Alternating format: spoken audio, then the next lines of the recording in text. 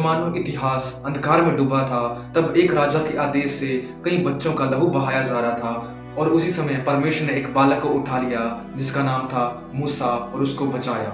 एक ऐसा व्यक्ति जिसने समुद्र को दो भागों में बांट दिया, जिसने परमेश्वर की आवाज को सुना और गुलामी में जी रहे लोगों को आजादी की सांस दिलाई। तो आइए जानते हैं मूसा की कहानी जन्म से लेकर मृत्यु तक, और परमेश्वर का अनुग्रह हर कदम पर उसके साथ कैसे रहा। तो आइए इस कहानी को समझते हैं। ये कहानी शुरू होती है मिस्र की धरती पर। उस समय इजरायली लोग फिरौन के गुलाम बन चुके थे।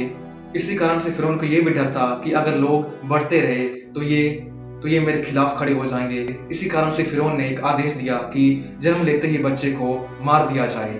लेकिन एक स्त्री ने अपने नवजात बच्चे को 3 महीनों तक संभाल कर रखा कि फिरौन की परछाई उस पर पड़ने ना पाए।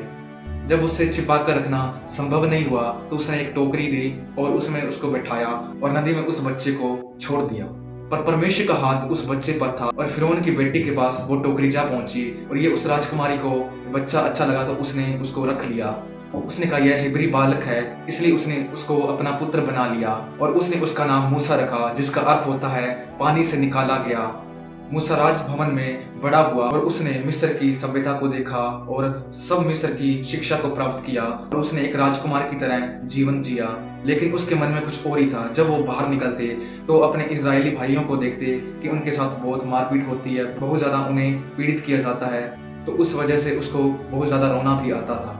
एक दिन उसने देखा कि एक मिस्री सैनिक इजरायली व्यक्ति को बहुत ही ज्यादा पीट रहा है।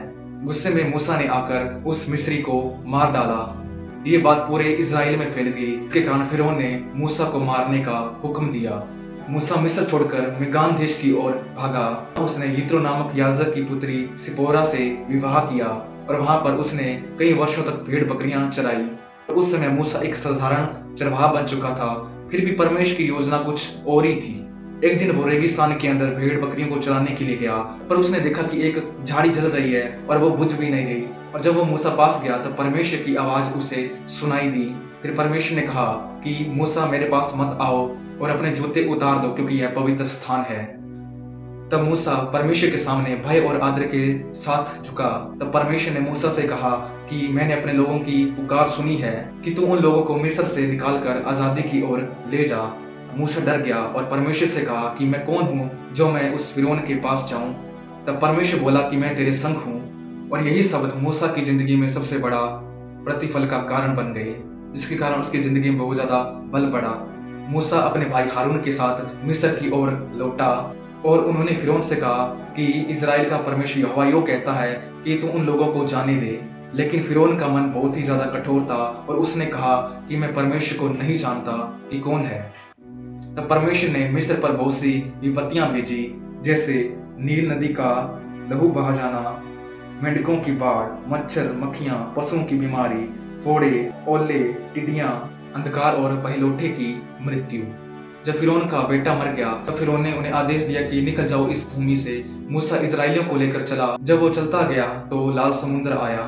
तब फिरौन की सेना भी उसके पीछे उन्हें पकड़ने के लिए चली गई। आगे लाल समुद्र था और पीछे फिरौन की सेना थी।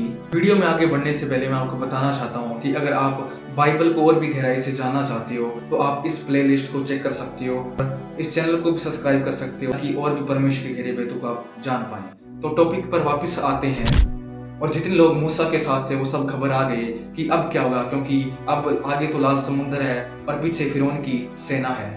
तब मूसा बोला, मत डरो, स्थिर रहो और यहोवा पर भरोसा रखो और यहोवा तुम्हारे लिए सब कुछ करेगा। तब परमेश्वर ने मूसा से कहा कि तू अपनी लाठी को लाल समुद्र पर फैला। तब मूसा ने अपनी लाठी को लाल समुद्र पर फैलाया। जब फैलाया तो समुद्र 2 भाग हो गया। 2 भाग होने के बाद इजरायली सेना सूखी भूमि से चली गई। तो परमेश्वर ने समुद्र को फिर से मिला दिया और फिरौन की सारी सेना नष्ट हो गई। और सब इजरायलियों ने यहोवा का गीत गाया, उसकी स्तुति की और उसकी शक्ति को पहचाना। और तब एक नया अध्याय शुरू होता है, जंगल का सफर। और परमेश्वर ने दिन में बादल के स्तंभ और रात में अग्नि के स्तंभ दिखाए, जिससे वो रास्ते में चलते गए। जब उन इजरायलियों को भोजन नहीं मिला तो परमेश्वर ने स्वर्ग से मन्ना बरसाया। और जब उन्हें प्यास लगी तो मूसा ने अपनी लाठी उठाई और पत्थर पर मारी और उस जगह से पानी निकलने लगा। फिर मूसा सीनै पर्वत पर गया, जहाँ पर परमेश्वर ने मूसा को 10 आज्ञाएं भी दी। पत्थर की पट्टियों पर लिखी वो 10 आज्ञाएं आज भी हमारी जिंदगी में देखने को मिलती हैं, जो परमेश्वर हमें भी कहता है कि उन आज्ञाओं को तुम मानो। आज के टाइम के अंदर बहुत से लोग हैं जो उन आज्ञाओं को नहीं मानते। पर जब मूसा वापस लौटा तो देखा कि लोग बछड़े की पूजा कर रहे हैं। उसका दिल टूट गया, पर उसने उन पट्टियों को तोड़ दिया। और परमेश्वर दयावान था, और फिर परमेश्वर ने उनको 10 आज्ञाएं दे दी। मूसा ने इन वर्षों में इजरायलियों को आज़ादी दिलाई और उन्हें बहुत कुछ सिखाया। लाल समुद्र को पार करवाया और जंगल को पार करवाया। उन इजरायलियों को प्रतिज्ञा के दरवाजे तक पहुंचाया। पर मूसा खुद उस भूमि पर नहीं जा पाया। परमेश्वर ने मूसा से कहा कि तुम दूर से उस जगह को देख सकता है, पर तुम उसके नजदीक नहीं जा सकता। तब मूसा ने पर्वत पर चढ़कर उस स्थान को देखा, और उसने क्या देखा कि वो जगह शहद से और दूध से भरी हुई है। और वहीं परमेश्वर की उपस्थिति में उसने अंतिम सांस ली। और मूसा एक सबसे बड़ा भविष्यवक्ता था जिसने प्रभु को आमने सामने देखा हो, और ऐसा भविष्यवक्ता आज तक कभी खड़ा नहीं हुआ। मूसा की कहानी हमें ये सिखाती है कि हालात चाहे कैसे भी हों, पर परमेश्वर की योजना सबसे उत्तम होती है, और जो परमेश्वर करवाना चाहता है वो हमेशा होता है। परमेश्वर समुद्र को 2 भाग कर सकता है, तो हमारी बीमारियों को भी वो हटा सकता है। हमारे लिए भी परमेश्वर बड़े काम कर सकता है। और अगर आप कठिन रास्ते पर भी चल रहे हो तो याद रखना कि जहाँ रास्ता नहीं होता वहाँ परमेश्वर रास्ता भी निकाल देता है। और यही कहानी हमें मूसा के बारे में सिखाती है। उम्मीद करता हूँ कि आप इस कहानी से बहुत कुछ सीखे होंगे। मिलते हैं एक नई कहानी के साथ, तब तक के लिए सभी को